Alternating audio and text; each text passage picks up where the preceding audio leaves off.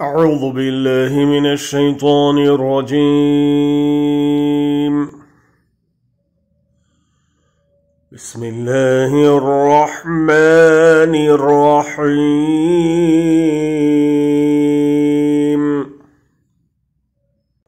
ومنهم الذين يؤذون النبي ويقولون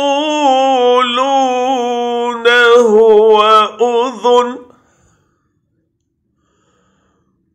قل أذن خير لكم يؤمن بالله ويؤمن للمؤمنين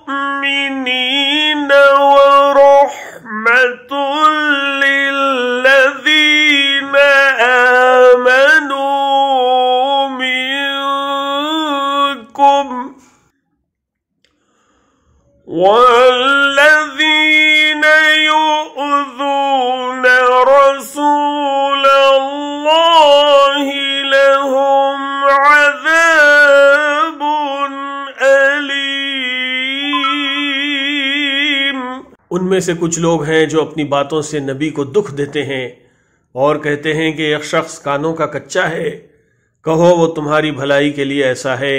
अल्लाह पर ईमान रखता है और अहले ईमान पर एतमाद करता है और सरासर रहमत है उन लोगों के लिए जो तुम में से ईमानदार हैं, और जो लोग अल्लाह के रसूल को दुख देते हैं उनके लिए दर्दनाक सज़ा है। And among them are those who abuse the Prophet and say he is an ear. Say it is an ear of goodness for you that believes in Allah and believes the believers, and is a mercy to those who believe among you.